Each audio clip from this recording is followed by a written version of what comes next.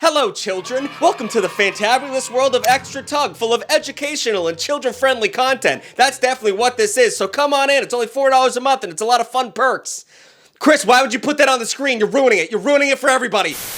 Happy 250th birthday, America. We've officially hit MILF status. Motherland that I want to frolic in. We're having sex with Purple Mountain Majesty up in this piece. That's right, 2026 is the 250th anniversary of America declaring independence from the toothless bandits who ran the world for a little bit. And we're making sure everyone's here for the party. Ain't that right, Marudo? We kidnapped someone else's president. I'm scared. I'm terrified. I didn't know we could do that. I mispronounced Maduro. I don't know how to say. I'm reading it. I don't know how to say it. That's on me. Sorry. I'm not following the story because it's making me scared. And by the way, 250 years is called a semi-quincentennial. And now that we've all learned a fun fact, this video is now seen by the algorithm as educational, which makes me richer and a liar. Now, because we are Americans, we love yanking our own chains. It's what we're known for. And because of that, there's gonna be a lot of hoopla over this next year. We're talking fireworks. We're talking potlucks. I think we're even planning a classy UFC fight on the White House lawn. Poor people fighting for the entertainment of the billionaire class. My goodness, this bread is so yummy, and this circus isn't half bad. Now, a lot of this patriotic sizzle will peak around July 4th, but I wanted to get it started today, on the most important day of the year, Martin Luther King Jr. Day Eve. God Almighty, we are free at last. Martin had a dream. That way, when those red, white, and blue fireworks fly, you'll know the origin story of the US, which is one full of myths, tall tales, and outright lies. They were fibbing to us the whole time. It's a big tug video. You thought we were gonna get through this without being hyperbolically anti-American? I love riling up the patriots. I love getting them angry enough to comment, and it gives me algorithm bait. It's perfect. But I'm not like being a dick for the sake of being a dick. I mean, there's been a lot of lies taught to us as children in this United States of America. Your history teacher lied to you. Your parents lied to you. The government lied to you. I can't believe it. But today, the lies stop here. Kinda. I mean, you guys know me. I lie sometimes, but not on purpose. I lie because I am bad at research, not because I'm trying to spread misinformation, which I don't know if that's better. That might be worse, honestly. But disclaimers of stupidity out of the way. Tugglets, grab your fire extinguishers because Lady Liberty is a liar with her pants on fire. Or her skirt. Why is she wearing sandals? And what's that silly little hat she's wearing? Why does she wear a little crown? Is she from the Bible times? I don't get it. So if you're looking for proof that America's history is full of misinformation, you don't have to look far. America started writing its own fictitious lore right off the jump. If Wattpad was around in the 1500s, America would be the #1 tag, right behind, plague, sex. I don't know. A good example of this is the explorer who quote-unquote discovered America, Christopher Columbus. You might remember that little poem from elementary school that goes, in 1592, Columbus sailed the ocean blue? 1492. I was pretty close. And there's other stuff that happens later in that poem, but no one remembers that stuff because who the hell cares? The Santa Pinta Mantaria boats? I don't care. But that's technically all you need to remember because that's the only part true about Columbus's journey that we were ever taught. Everything else, lies. Italian-American boulder dash. Bing bong. Italian-Americans proudly view Columbus as an Italian explorer, but there's just one problem. He couldn't have been an Italian because Italy wasn't a goddamn country yet. It became a country in 1861, so whoops. Should have checked the globe before spouting off who discovered this big rock we're living on. Oh! He was born in Genoa, which is a port city in what is now known as modern-day Italy. But I hate to break it to you, it doesn't count, brother. That's like calling the Neanderthals that they found in France French. Like, that doesn't make sense. Except it kind of makes sense because the French people look and smell like cavemen. Hey-o! Another zinger against the French. Chris, put it on the counter. The French counter. But the thing is, Columbus didn't even stick around in Genoa. Like that, he was there briefly. He left at a young age and established himself in Portugal, in Spain. He was an Iberian, for Christ's sakes. An Iberian! And while it's true that Columbus did think that the earth was round, literally everyone else did at that point in history. He wasn't on the cutting edge of this knowledge. There's a pun there. There's a pun there about flat earth. Oh, God, I can't do it. I think comedy is good enough if you just acknowledge a joke is there and don't actually make a joke. You know what I'm saying? Comedy is easy. But round earthen was a very well-established fact by the 15th century, which goes to show just how incredibly stupid anyone after the 15th century would have to be to believe that the earth isn't round. I'm not going to get into it because that would take up the rest of this video. Oh, wow, actually, this is weird. It says later in life, Columbus changed his mind about the earth being round. So he was fucking stupid. However, he didn't think it was flat. That would be silly. No, he actually thought the earth was parallel pear-shaped, with a nipple at the top being the Garden of Eden. I love that a brief time on this earth was you were able to believe in science and also a little bit of magic. I think we should bring that back. I think that's fantastic. All that being said, this guy wasn't even the first asshole that discovered America. That happened about 500 years earlier when Norse explorer Leif Erikson first set foot on North American soil. So he didn't discover anything new, he didn't even know he landed on a continent, and he thought the earth had a nipple.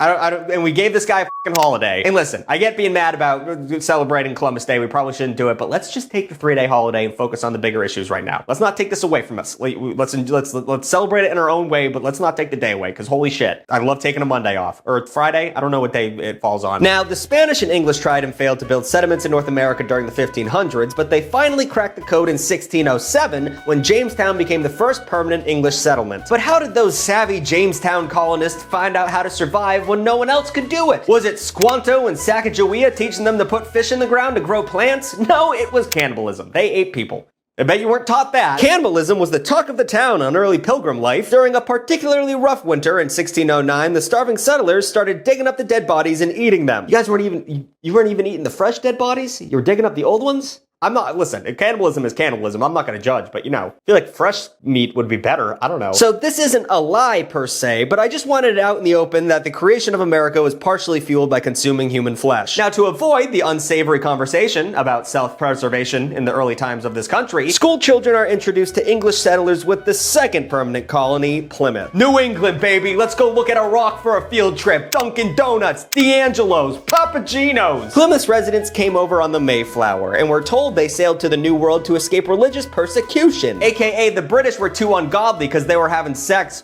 once a year, and our ancestors were like, that's awful and gay. We're gonna leave. And while it's true that they originally left England for that reason, they didn't set sail for America. The Pilgrims first escaped to the Dutch city of Leiden, where they were completely free to ditch all the obnoxious Catholic vibes and practice their weenie brand of Christianity. It wasn't until 12 years after they achieved religious freedom that they left for America to escape poverty. Turns out there's no money, and being a bunch of prude assholes and making everyone around you hate you. Not only were the Pilgrims fiscally motivated to move, but they weren't even that big on the whole religious tolerance thing. But wow, that's so weird. The first Americans wanted religious freedoms for themselves, but they also wanted to judge every other religion freely? Whoa!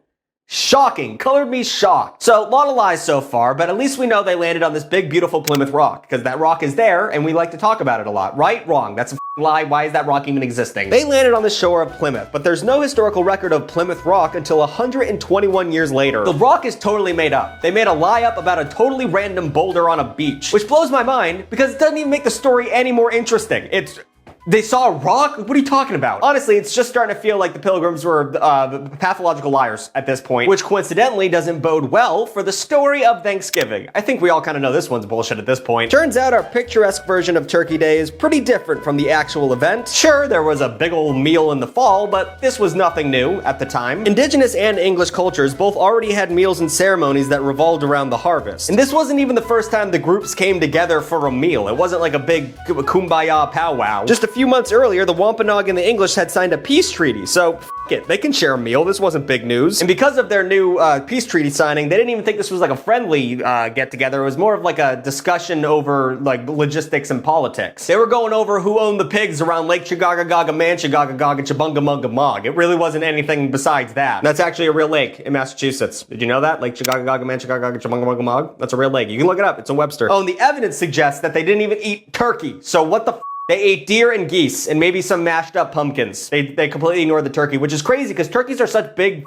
birds with so much meat and they're everywhere in Massachusetts. So they're just being lazy. It's hard to kill a bird. All right, so the Pilgrims were massive liars, but you know which American figure wasn't a liar historically and anecdotally? George Washington. Georgie Dub. God damn it, just hearing his name gets me all jazzed up. I want to get hammered and drive a speedboat and put a kid on a tube behind it and almost kill him. But lying, it was the opposite. That it was against his whole ethos. That's what George Washington was all about, telling the truth. I'm sure most of us were taught in school that a young George Washington received a hatchet and used it to cut down a cherry tree, and when his father confronted him about it, he said, "Father, I cannot tell a lie." And yeah, that's not a true story, but whatever. Now, telling a lie about a story about not lying is a little But it's a fairy tale. You know, it's a parable. You know, we didn't actually believe that, right? Actually, it was a lie told by a minister, which I guess is pretty common, actually. Mason Weems, or Wems, fabricated this story for his 1806 edition of his George Washington biography. And sadly, gang, that is just the tip of the iceberg when it comes to old George Washington lying, because there's a lot of that shit. I want to love him so much because he's so cool and weird, but we botched this one, gang. We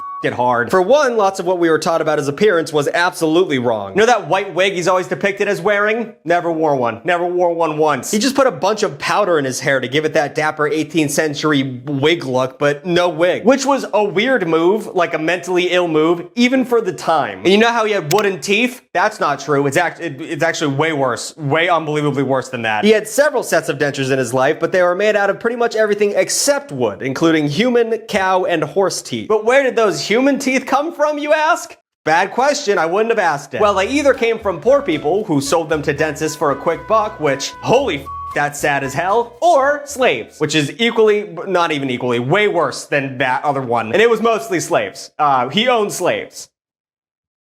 And remember, this was before anesthetic, so he was ripping these puppies out of people's heads fully awake, fully just no numbing. Unless they were pulling them from dead bodies, which also, oh my god. But also, in the grand scheme of things, looks don't really matter, right, gang? Or owning slaves? Sorry, I'm trying to make this work. What matters is that George Washington was a winner on the battlefield. He was out there, making moves, shooting redcoats, pow pow pow. Oh wait, actually it says here that he was rarely victorious and lost way more battles than he won, especially early on. Damn, dude, that's like the one thing I have left of him. Me. I guess it's a good thing that, contrary to popular belief, we had a lot of help during the American Revolution. In addition to guns and money, the French sent about 12,000 soldiers to fight, plus tens of thousands of naval personnel on dozens of ships. Maybe I've been too hard on the French. No.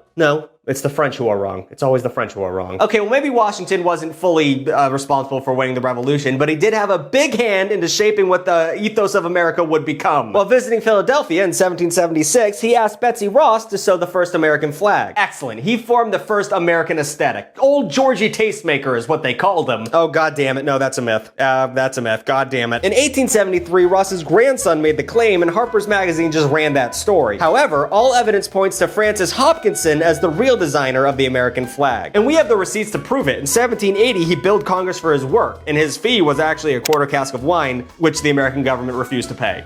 That's as American as it gets. But a woman taking credit for a man's work, not on my watch.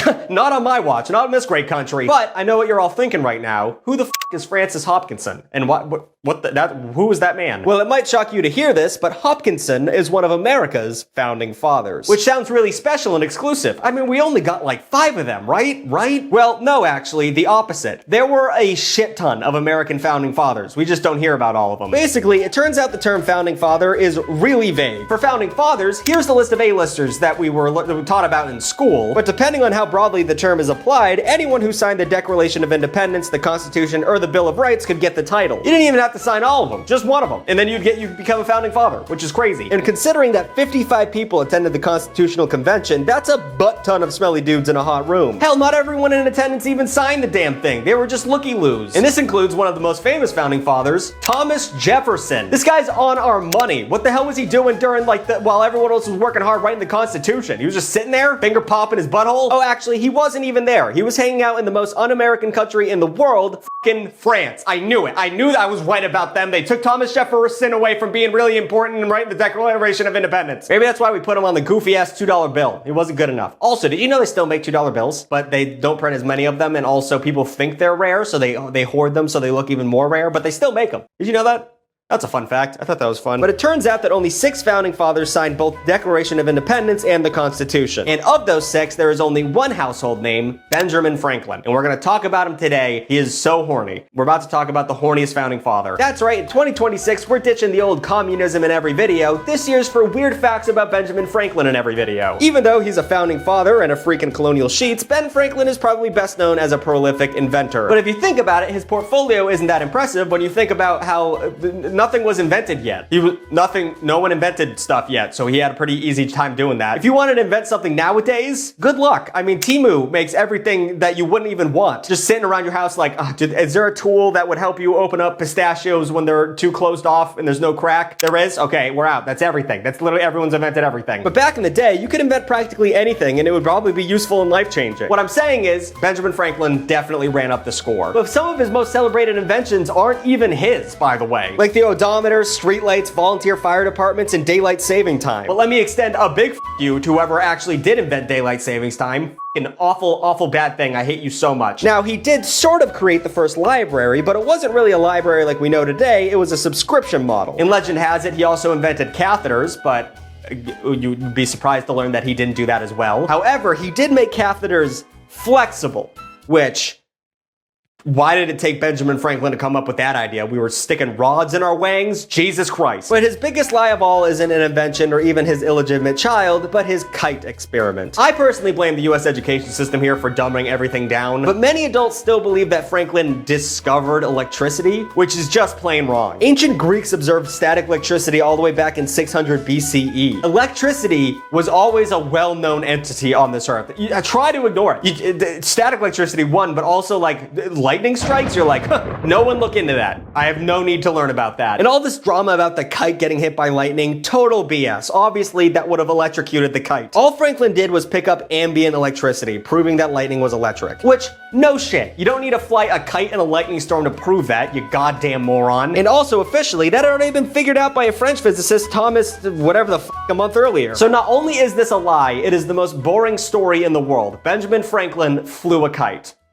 That's the long and short of it. Okay, so I'll admit it. A lot of these lies are just misconceptions or myths. I understand that. I'm having fun. Don't get mad at me. Of course, I know that these legends aren't part of a grand conspiracy. They're just part of human need to tell a story. And any embellishment or false memory that makes the story better usually sticks. However, that's not to say America hasn't had its fair share of hustlers, con artists, and flat-out liars. In fact, we've had some real doozies in our time, and I'd like to talk about them. Let's honor our best and worst Americans with a Mount Rushmore of American liars. Let's talk about it. The first face I'm carving into the rock is our 37th president, Richard Nixon. You know someone's a real good old huckster when their nickname is Tricky Dick. How did that man become president with a nickname like that? Nixon fed public a bunch of lies about the dangers of the devil's lettuce to justify starting a war on drugs, even though he knew full well that it wasn't as dangerous as he claimed. He also lied and said he wasn't bombing Cambodia during the Vietnam War, even though he definitely was. It's absolutely insane that Nixon thought he would get away with bombing an entire nation for a full year just by saying it wasn't happening, but this was before the internet, so maybe it could have worked. I don't know. And then there's Watergate, a scandal that involved people from Nixon's camp stealing Democratic files. It was a Bush League robbery that happened at a hotel, and Nixon denied it hard. He even persuaded his aides to commit perjury. But eventually it became undeniable that he was involved, especially since Nixon was paranoid and recorded every conversation he had in the Oval Office. And one of these tapes actually caught Nixon discussing using the CIA to block the FBI's investigation. I mean, holy shit, dude. You were knowingly recording yourself. What did you think was gonna happen with these? Nixon denied and lied for as long as he could, but after this smoking gun tape came out, he had no choice but to resign. And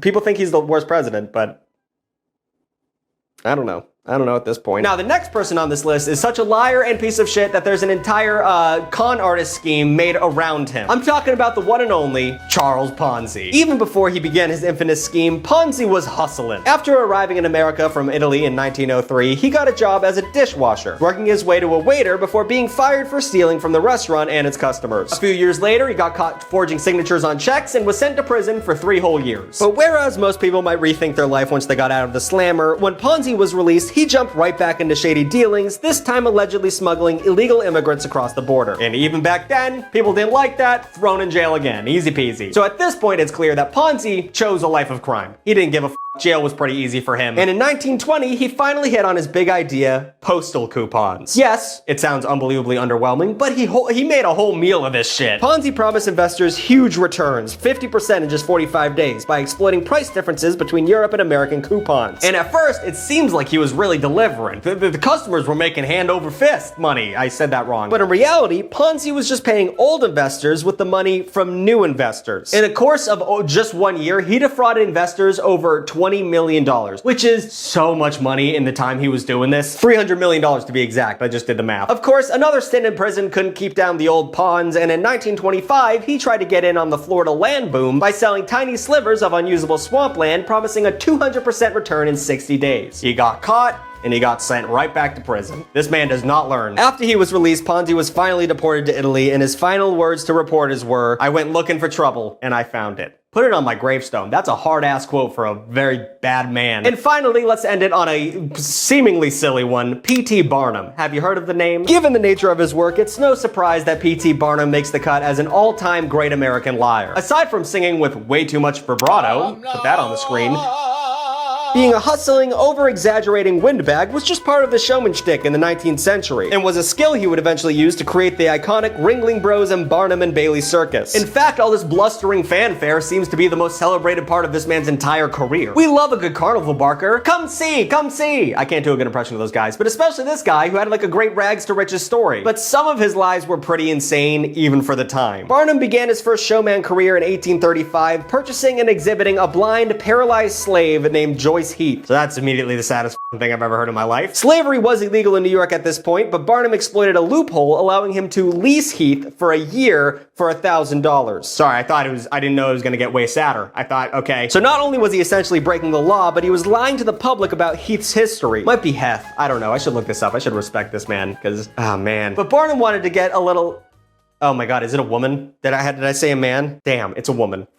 But Barnum claimed she was George Washington's 161-year-old former nurse. And whether people actually believed him or not, they all came in droves to see Heth with their own eyes. When the popularity of her attraction died down, Barnum created more drama by spreading the rumor that she wasn't even a human at all, but instead a mechanical imitation. Oh my God, he's such a bad person. And this drew out more eyes, because human beings are disgusting creatures. And Barnum couldn't leave it at that. He even squeezed a few pennies out of her death. Heth passed away in February of 1836, and Barnum had her autopsy performed to the public to prove her age, and over 1,500 people showed up for 50 cents a ticket. When the doctor performed the autopsy, claimed she was only 80, Barnum planted a story in the New York Herald that said the body autopsied hadn't been Heth's. And of course, this is just one of the many awful and terrible lies and hoaxes, of course, across Barnum's entire career. To the point where I can't finish a video that's not so f***ing sad. He claimed to have a real mermaid exhibit, but it was just the head of a torso of a baby monkey sewn onto a fishtail and covered with paper mache. And in 1843, he claimed to have shipped a wild buffalo all the way from New Mexico to the East Coast and said there was going to be an exhibit for them for free. But he didn't have a buffalo from New Mexico. Instead, he cut a deal with a ferry operator bringing people to the exhibit. That way, he got a cut of every ride. This spirit was all part of the somewhat delusional but highly effective MO of Barnum, who he himself said, "I don't believe in duping the public, but I believe in first attracting them and then pleasing them." You're a fucking huge piece of shit, dude. I don't know what to tell you. I can't believe I'm already out of time. I was gonna talk about the Civil War and the Great Depression, but I guess American history is just too full of many lies for one video. Let me know if you want me to do a sequel in the comments down below full of even more super sad and really bad lies. Or you can yell at me and tell me I should go to get deported for besmirching the great name of this country and making fun of Lady Liberty's skirt. Thank you for watching. New videos every Saturday and sometimes Wednesday. Like, comment, and subscribe, and shout out the extra tugglets. $4 a month. You guys heard me do this speech a billion times, but maybe this is your first time watching. $4 a month, you get 4 videos a month.